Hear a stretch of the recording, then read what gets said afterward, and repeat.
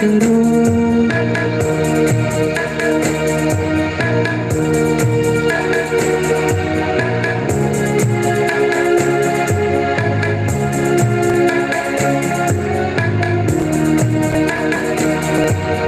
तू ही महान सर्वशक्तिमान, तू ही है मेरे जीवन का संगीत। तू ही महान सर्वशक्तिमान, तू ही है मेरे जीवन का संगीत। हृदय की तार छेड़े जिनका, हृदय की तार छेड़े जिनका, तेरी आराधना है मधुर गीत। जीवन से मेरे तू महिमा पाए, एक ही कामना करूं, आप क्षमा कर जीवन दे दे, दया की याचना करूं, तेरी आराधना करूं।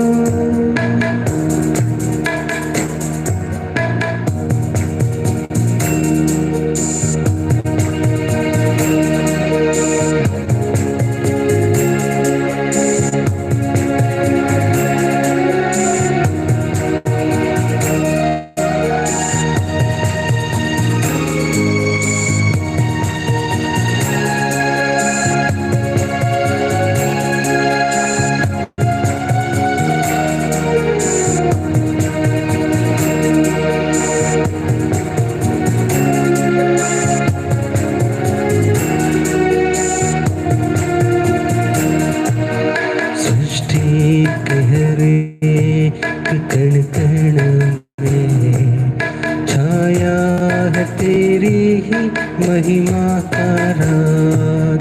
सृष्टि के हर एक कण कण में छाया है तेरी ही महिमा का राज। पक्षी भी करते हैं तेरी प्रशंसा, पक्षी भी करते तेरी प्रशंसा। हर पल सुनाते हैं आनंद का राग। मेरी भी भक्ति तुझे ग्रहण हो, हृदय से प्रार्थना करूं, आप क्षमा कर जीवन दे दे, दया की याचना करूं, तेरी आराधना करूं।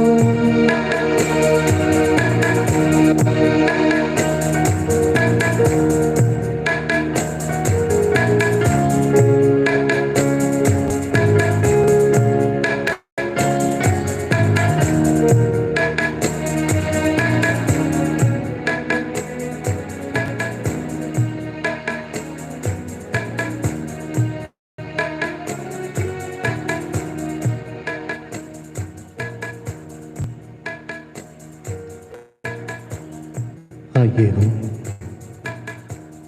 परम प्रसाद में उपस्थित प्रभु यीशु की ओर देखें। धन्यवाद दे प्रभु यीशु को इस शाम की वेला में हम सबों को एकत्रित करने के लिए ये मौका हमें प्रदान करने के लिए, ताकि हम सब एक साथ एकमत होकर प्रभु को आराधना करने का मौका दिया है।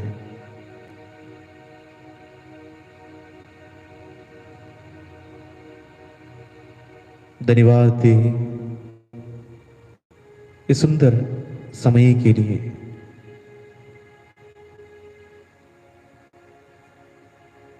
जहां प्रभु अपनी वास्तविक उपस्थिति को हमारे सामने दर्शाता है।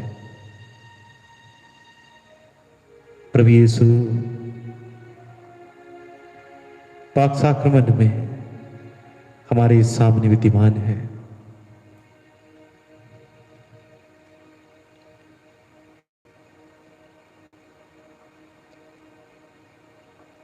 हम अपने दिल की गहराई से प्रभु को धन्यवाद दें।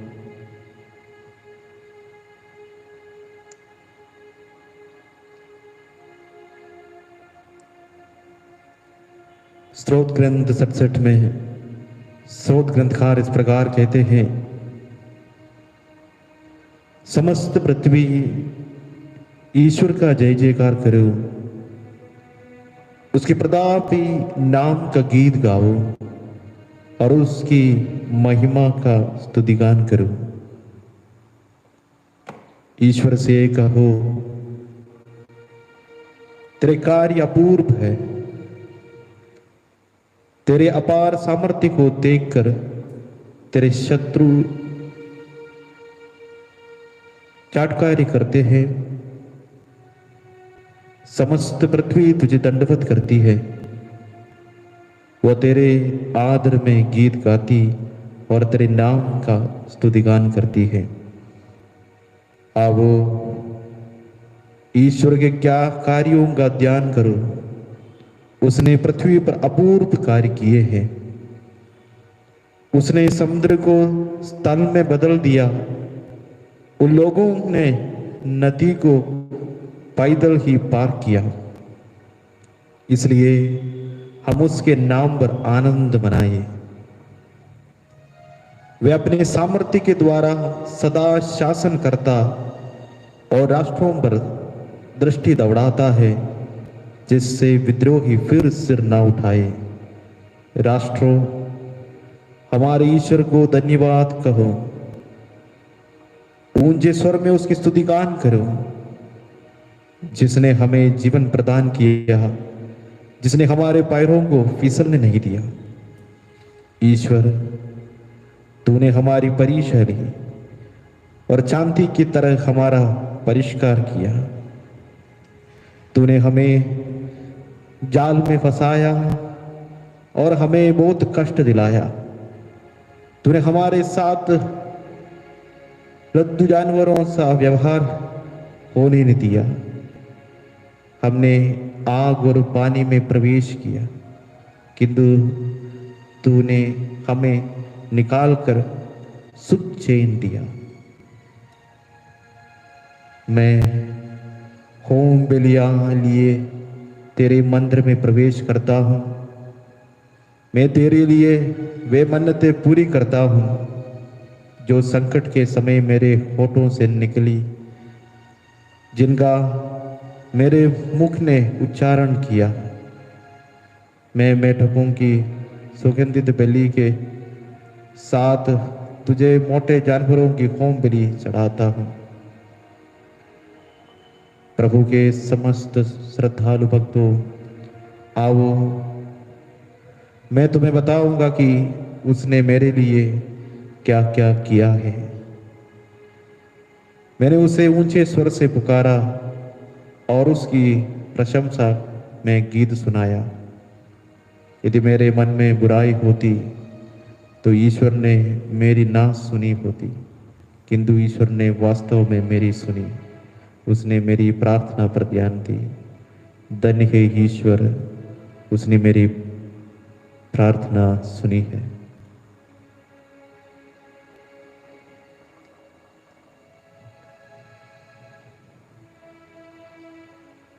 प्रभु कृष्ण, मेरे प्रिय भाई और बहनों,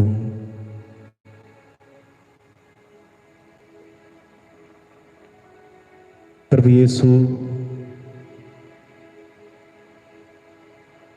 हम सबों को इतना प्यार करता है। हम सबों को उस पिता के साथ एकता में मिलाने के लिए या एक साथ मिलाने के लिए अपने आप को निछावर करते हैं, अपने आप को बलि चढ़ाते हैं।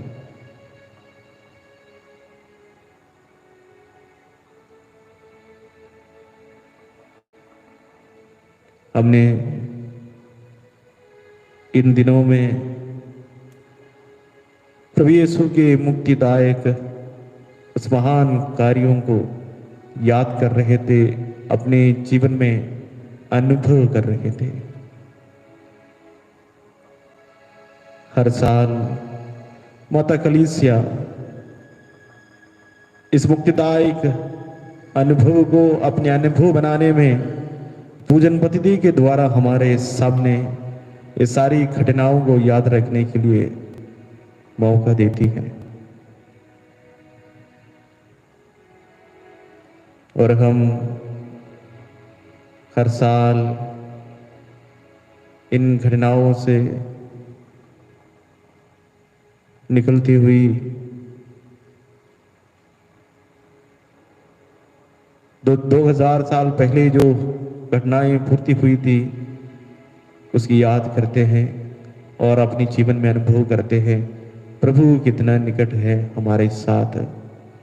आज भी वो हमारे साथ है, आज भी उन्हें अनुभव करने के लिए हमें बुलाए जा रहे हैं। आइए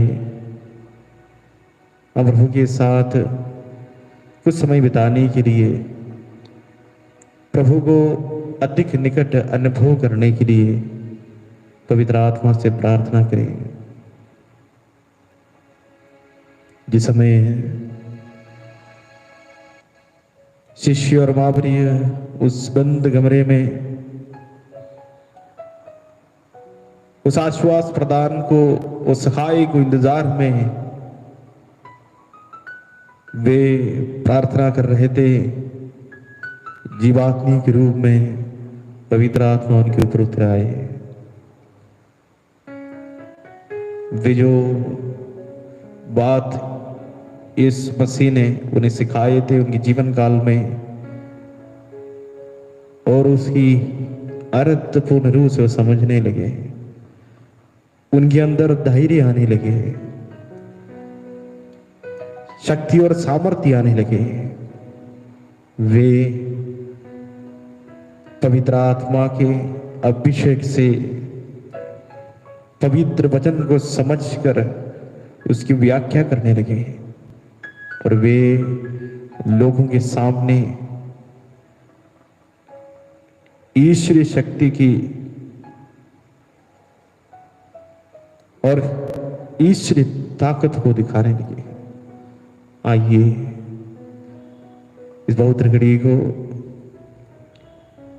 अतिभक्तिपूर्ण रूप से आगे बढ़ाने के लिए और पवित्र वचन को अधिक मात्रा में समझने के लिए आइए हम पवित्र आत्मा के अभिषेक से संपन्न हो जाए।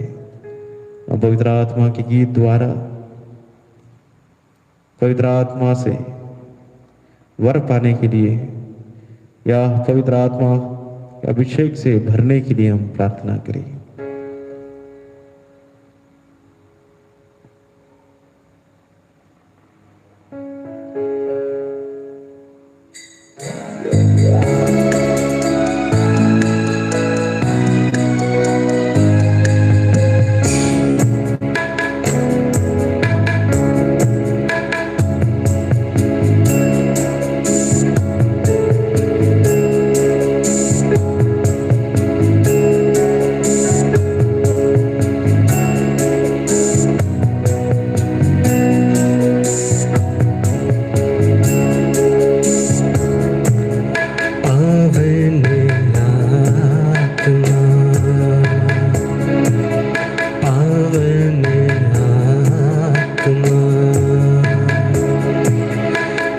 जाओ दिल में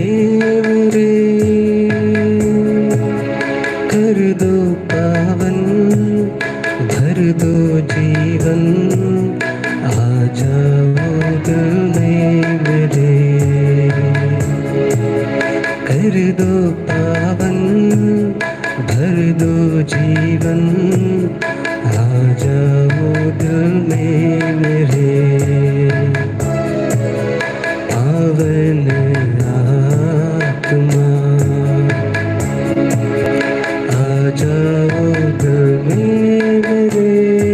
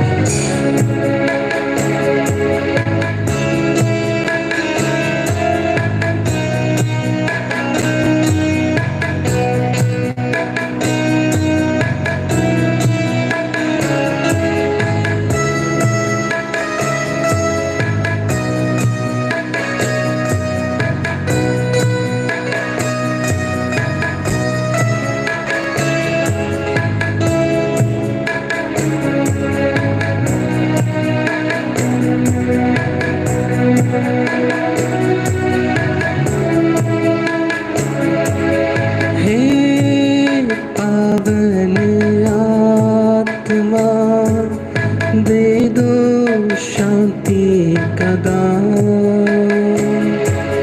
हे पावन आत्मा दे दो शांति का दान, दे दो शांति का दान,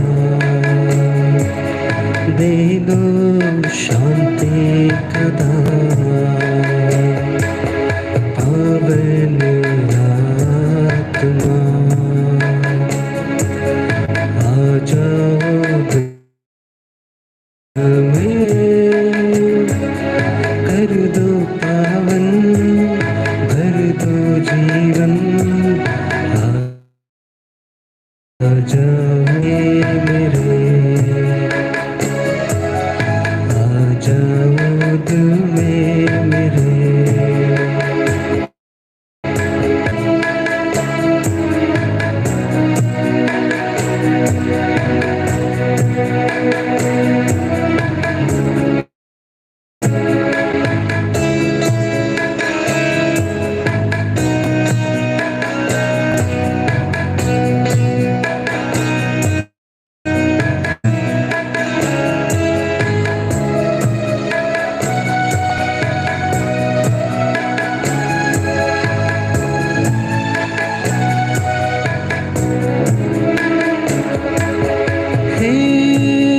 पावन आत्मा दे दो कृपा का दान, हे पावन आत्मा दे दो कृपा का दान, दे दो कृपा का दान,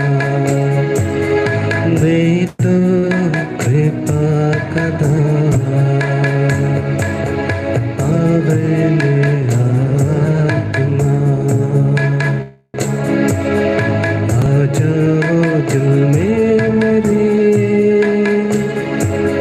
कर दो पावन, कर दो जीवन। आ जाओ दिल में मेरे, आ जाओ दिल में मेरे।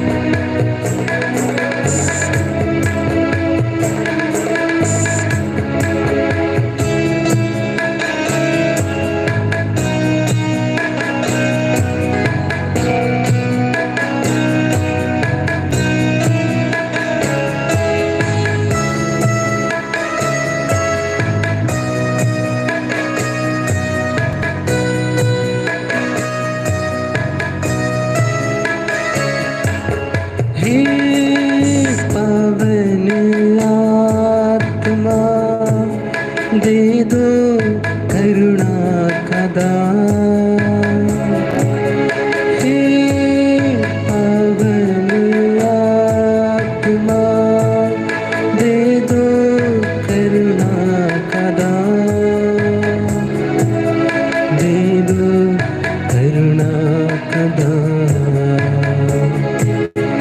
दे दो करुणा का दान।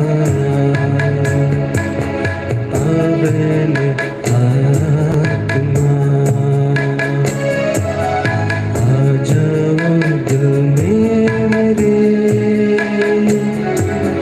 कर दो पावन, भर दो जीवन।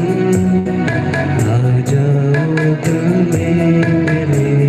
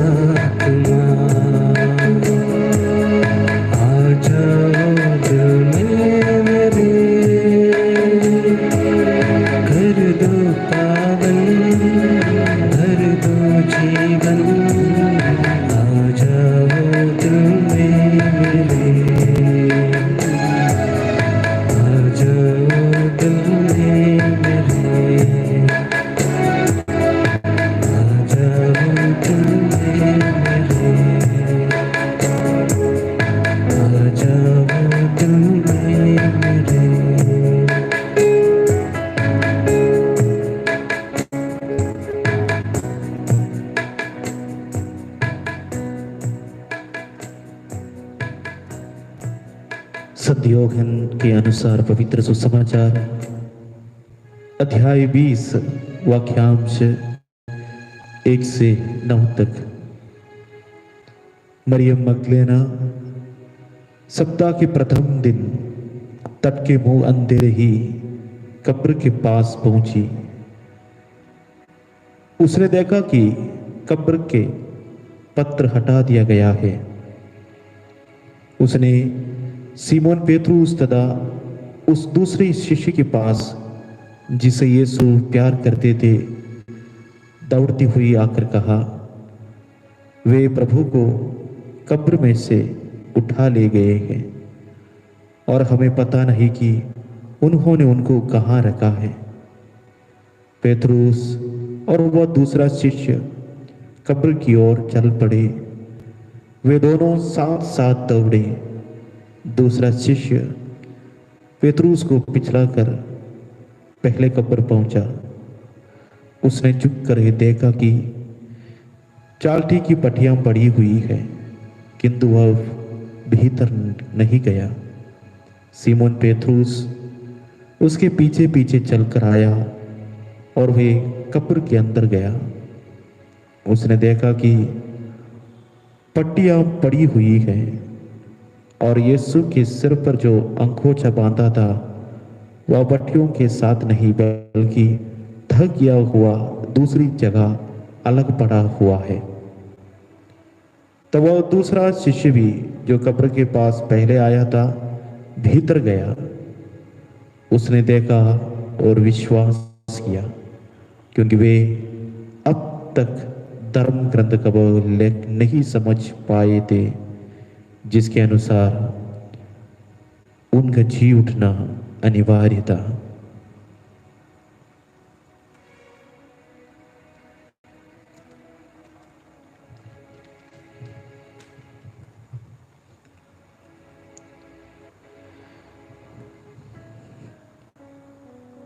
प्रभु कृष्ण मेरे प्रिय भाई और बहनों,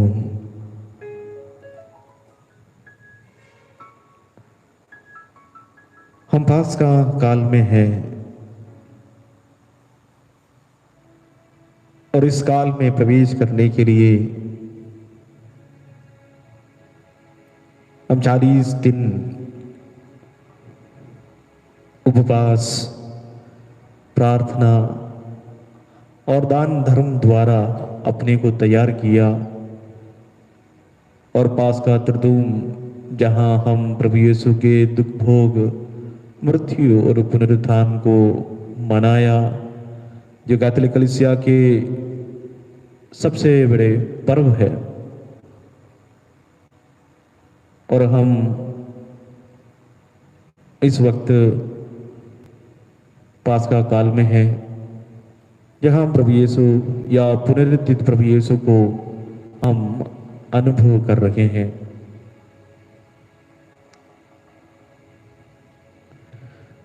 दुनिया की अनेक भाषाओं में जानने जाने वाला पास्का पर्व, जिसे इब्रानी में पेसहा कहा जाता है, जिसका अर्थ है पार करना या पार उतारना। निर्गमन ग्रंथ में पहले पाया जाता है। पास्का पर्व के समय हम स्मरण करते हैं कि कैसे प्रभु यीशु क्रूस पर दर्दनाक मृत्यु सहने के बाद तीसरे दिन मृतकों में से जी उठकर जीवन में प्रवेश करते हैं। इसलिए इस पर्व का अर्थ हम इस तरह से भी समझ सकते हैं, अंधकार से ज्योति की ओर, मृत्यु से जीवन की ओर, असत्य से सत्य की ओर, पाप से पुण्य की ओर एवं अन्याय से न्याय की ओर पार करना। मृत्यु से कोई भी अछूत नहीं है, क्योंकि जन्म लेने वाले हर एक प्राणी मर जाता है, लेकिन मृत्यु से किसी का पुनर्जीवित होना अस्वाभाविक जैसे लगता है। और इसलिए यह पूरी तरह विश्वास पर आधारित है। कलीसिया पास्का पर्व को प्रभु यीशु की मृत्यु से पुनर्जीवित होने के पर्व के रूप में मनाती है। यह उन साक्ष्यों पर आधारित है जिन्होंने पुनर्जीवित यीशु का साक्षात दर्शन किया था।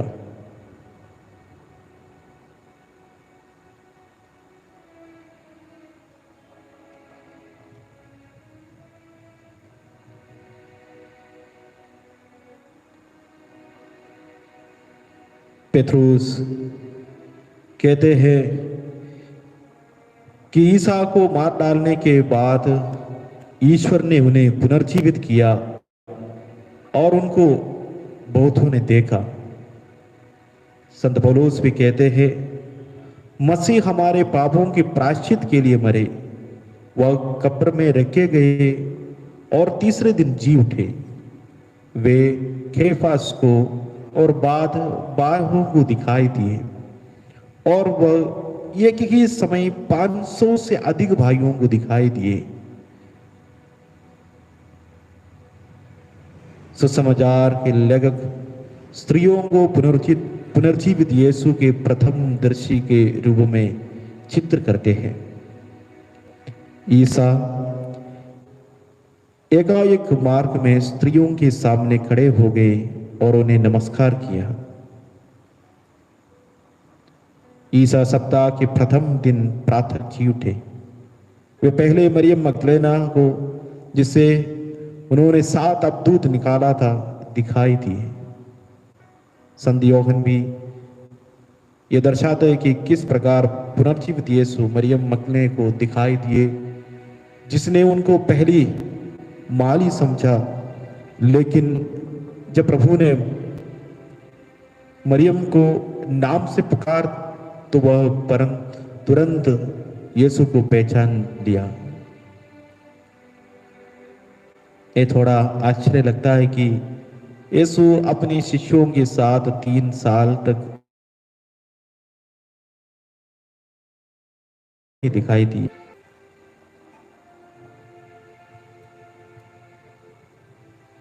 यदि हम इस पास्का के सप्ताह में विशेष रूप से जो पहले जो 7 दिन है, ये 7 दिन की सुसमाचारों में जो दैनिक सुसमाचार है, जो रोजाना मिस्सा बलिदान के सुसमाचार है, उन सभी सुसमाचारों में हम एक ही बात देखते हैं, प्रभु यीशु अलग अलग लोगों को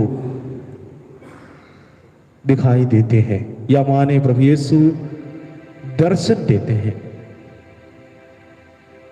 सर्वप्रथम मरियम मगदलेना को फिर हम देख सकते हैं एम्माउस की ओर यात्रा करने वाले 2 शिष्यों को, जिनमें से एक का नाम लिखा है केफस, क्लेओफस, और बंद कमरे में डर के मारे भयभीत रहने वाले शिष्यों को एक समय में संत थॉमस नहीं है, और ऐसे 2 बार दिखाई देते हैं। दोनों बार उनसे कहते हैं तुम्हें शांति मिले। प्रभात के समय तिबेरियुस के तट में जो मछली पकड़ने वाले शिष्यों को और प्रेरित चरित्र में कहते हैं वो 500 से भी अधिक लोगों को एक साथ दर्शन दिए।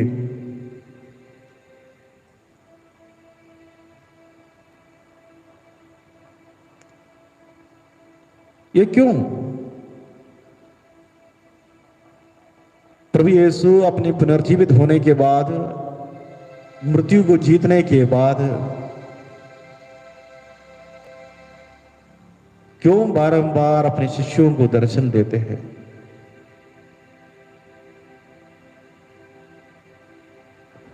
हम देखते हैं प्रभु यीशु के मृत्यु के साथ साथ शिष्य लोग भयभीत हो जाते हैं। ऐसे भी देखा जा सकता है प्रभु यीशु के जीवन काल में विशेष रूप से शिष्यों में से 12 लोगों को चुनते हैं, उन्हें प्रेरित कहते हैं, नाम दिए गए थे। उन्हीं में से एक यूदास इस्करियोती प्रभु को पकड़वाया। और हम देखते हैं किस प्रकार पेतरुस उनको तिरस्कार करते हैं और मृत्यु की घड़ी में या फिर उनको वध करने के लिए ले जाए जा रहे थे, उनकी शिष्य चित्रभीत हो जाते हैं। वो लोगों के भय के कारण, सेनाओं के भय के कारण, न्यायकर्ताओं के भय के कारण, जिनको वो राजा समझते थे, जिनको वो अपने गुरु मानते थे, उनको गुरु को, उनके राजा को मार डालने के लिए ले जा रहे हैं। अब हमारा क्या हाल होगा, हमारे साथ क्या बीतेगी? शायद आदि बाती उनके अंदर भय को पैदा कर दिया और वे डर गए।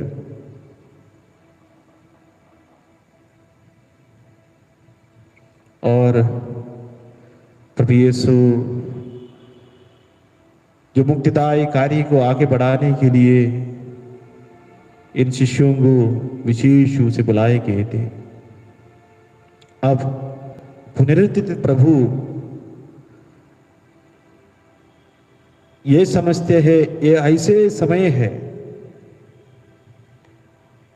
जब मेरे शिष्य भय के कारण विचलित है, परेशान है, दुखी है, डरपोक है।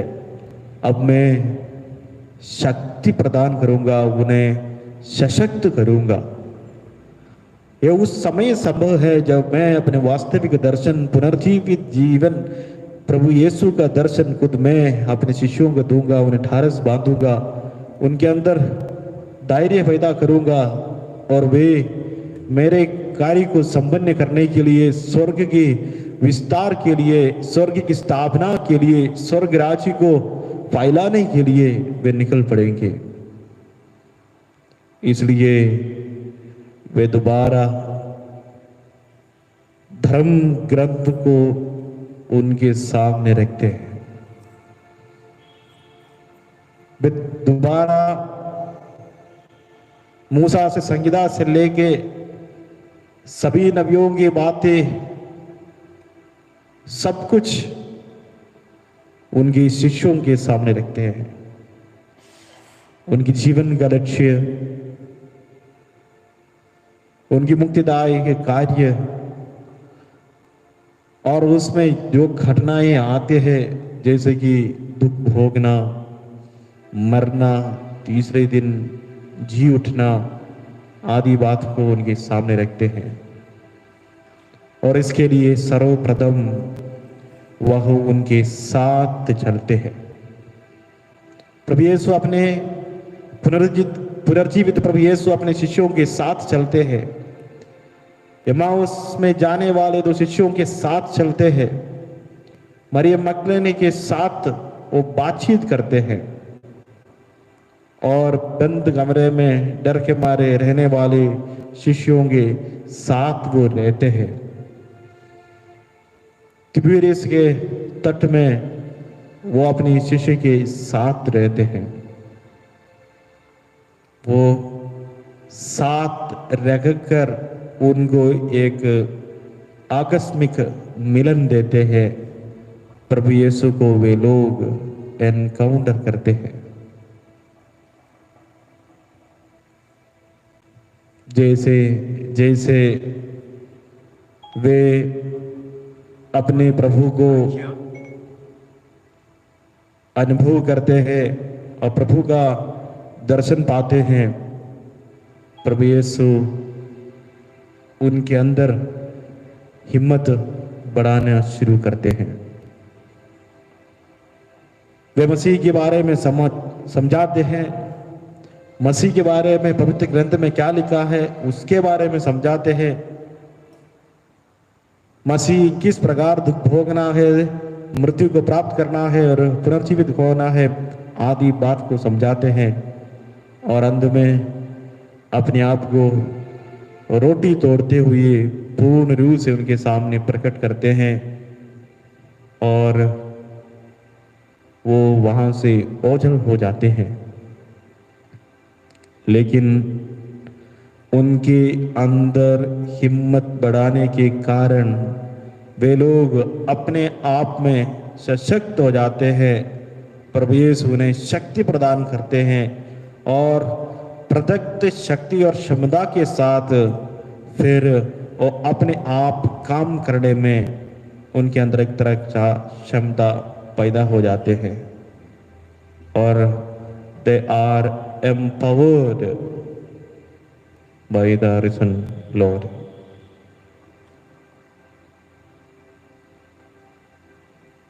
जो लोग यरूशलेम से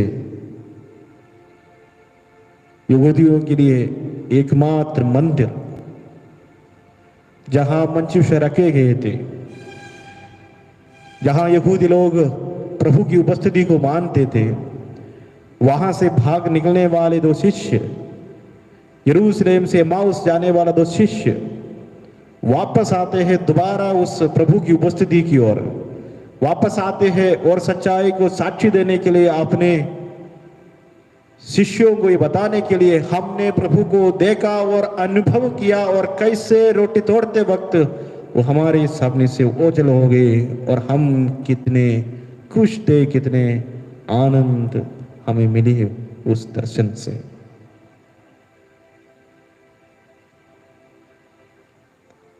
प्रभु कृष्ण मेरे प्रिय भाई और बहनों, आज हम सबों को भी प्रभु यीशु को अनुभव करने के लिए बुलाया जा रहा है।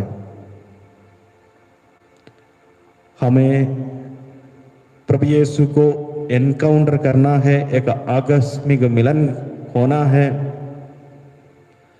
हमें उनके वचनों द्वारा हमारे अंतर्गत हिम्मत बढ़ाना है। हम टू बी एनकरेज्ड और उसके बाद हमें सशक्तिकरण या एम्पावर्ड होना है और उसके लिए हम उस मूल्य तत्व पर जाना है, वो है अकम्पनीमेंट या फिर प्रभु के साथ चलना। शायद हम इन सभी कार्यों को अनुभव कर पाएंगे, अपने जीवन में लागू कर पाएंगे, हम आध्यात्मिक रूप से रह भी पाएंगे। ये जो बात सिर्फ एक आध्यात्मिक पहलू सिर्फ नहीं है, बल्कि ये जो तीनों बात है, जो आकस्मिक मिलन और हिम्मत बढ़ाना या सशक्तिकरण या साथ चलना, ये सब एक सामाजिक पहलू भी है। हम मनुष्य जीवन के हर क्षेत्र में इसको लागू कर सकते हैं। मैं अपने दोस्त के साथ, मैं अपने परिवार के साथ, मैं अपने समाज के साथ कैसे चलता हूँ? क्या मैं अपने परिवार के लोगों के साथ या एक पति अपने पत्नी के साथ, एक पत्नी अपने पति के साथ, बच्चे अपने माता पिता के साथ, माता पिता अपने बच्चे के साथ, भाई बहनों के साथ, दोस्तों के साथ में एक आकस्मिक मिलन, एक एनकाउंटर प्रभु यीशु को मैं उन सभी लोगों में पा सकता या नहीं? मैं एक दूसरे के साथ एनकरेज करते या हिम्मत बढ़ाते या नहीं? जब हमारे दोस्त या हमारे जानने वाले या हमारे साथ रहने वाले कुछ ऐसे कार्य करते हैं, शायद आगे बढ़ने में मुश्किल हो जाते हैं या असफलता पाने वाले कोई ऐसे कार्य, तो हम ढाढ़स बांधे या उन्हें एनकरेज करते हुए कोई बात नहीं, अगले बार हो जाएगा, तुम कर सकते हो, तुम्हारे अंदर हिम्मत है, तुम्हारे अंदर ये कैपेबिलिटी है, तुम्हारे पास ये क्षमता है, एक एबिलिटी है, इस प्रकार बताते हुए उन्हें आगे बढ़ाते या नहीं? क्योंकि हम सबों को पुनरुत्थित प्रभु यीशु के स्वभाव को धारण करने के लिए बुलाए गए हैं। जैसे वे अपने शिष्यों को हिम्मत बढ़ाया, शिष्यों में जिस प्रकार प्रभु यीशु की बातों के सुनकर वे अपने पैरों में खड़े होकर प्रभु के कार्यों को संपन्न करने के लिए आगे निकले, उसी तरह हमारी बात द्वारा, हमारे कार्य द्वारा, हमारे कर्म द्वारा, हमारे दोस्त लोग, हमारे भाई बहन लोग आगे बढ़ने में सक्षम बन रहे, तो हम पुनर्जीवित प्रभु यीशु के स्वभाव को धारण कर चुके हैं।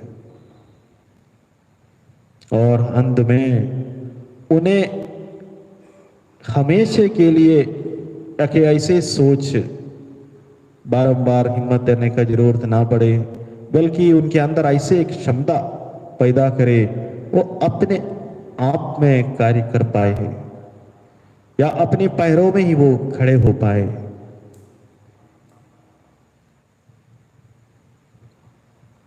आइए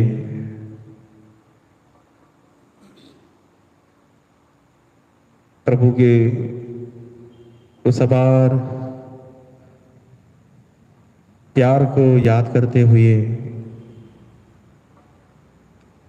जो हमारे साथ उन्होंने दर्शाया, जो हमारे लिए वो मरे,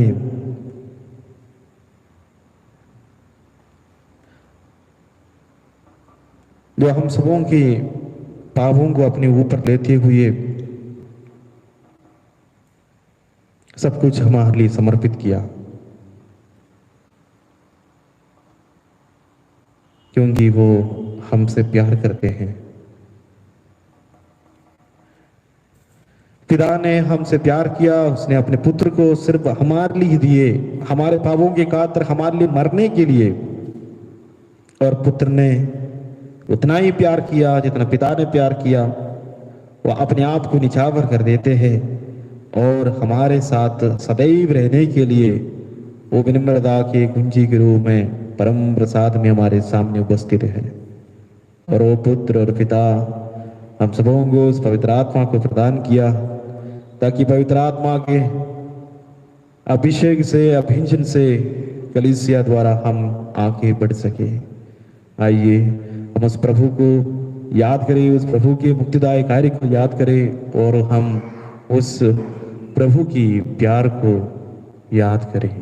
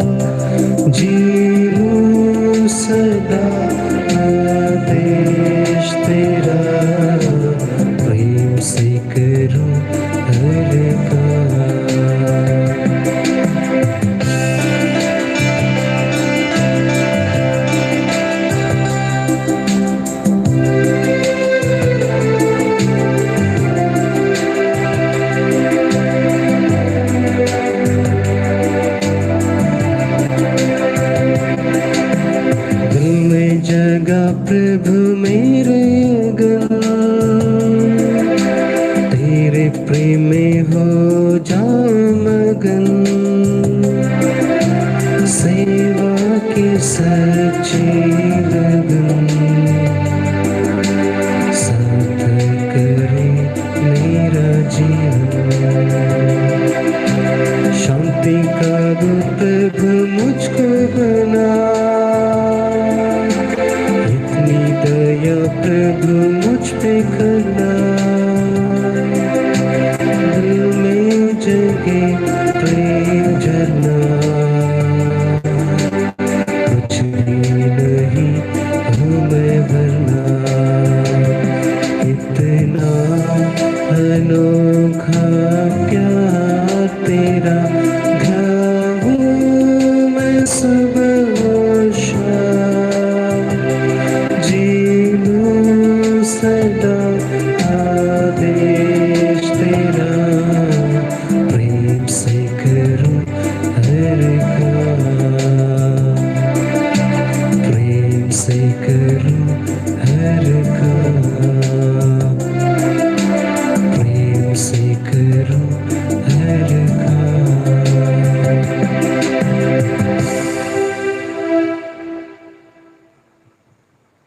आइए हम इस समय अपनी इन्हीं सारी आवश्यकताओं और जरूरतों को परम प्रसाद उपस्थित प्रभु यीशु के चरणों में समर्पित करें। विशेष रूप से जो कोरोना महामारी है, जिसके आतंक के कारण हम सब डरे हुए हैं,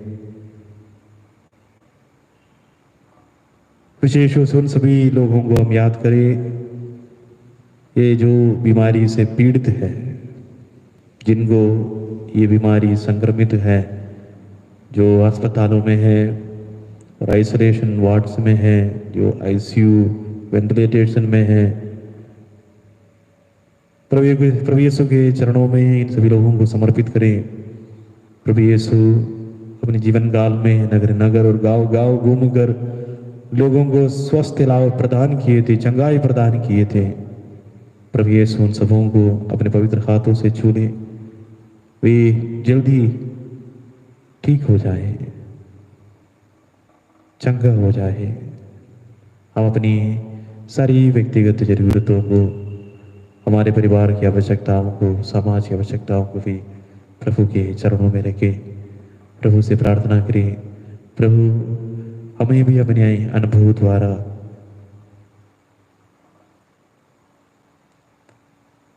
आपकी ओर आकर्षित करें और हम भी जहाँ कहीं भी हम रहते हैं वहाँ आपको साक्ष्य दे सके।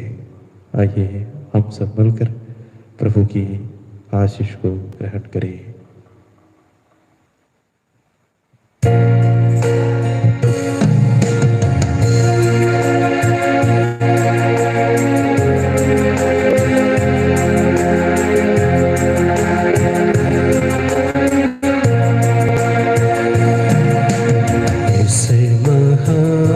संस्कार को दंडवत बारंबार हो, इस महान संस्कार को रीति विधि का उतार हो, नवरीति का विस्तार हो।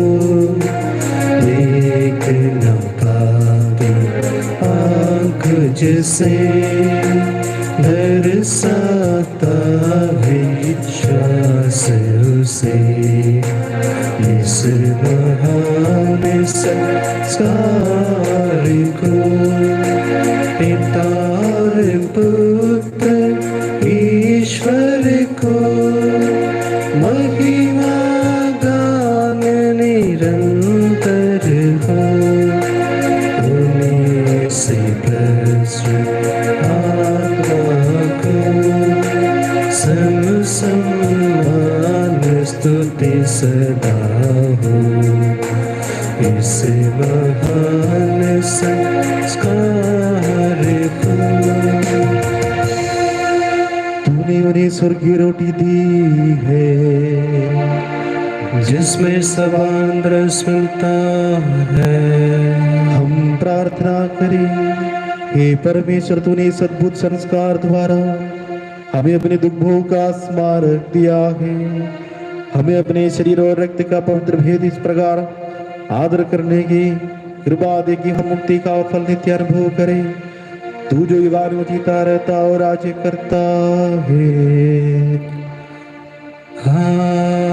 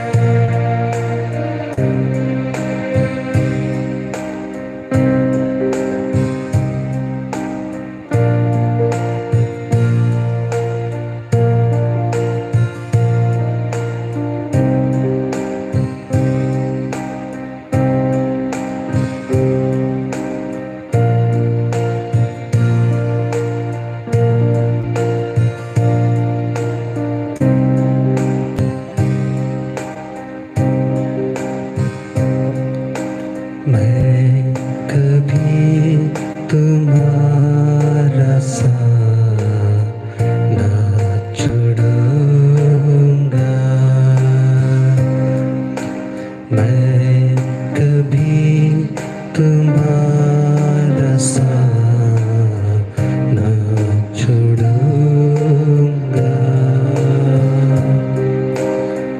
दुनिया के अंतिम क्षणों तक साथ रहूंगा। आंधी हो चाहे तूफान हो, संग चलूंगा।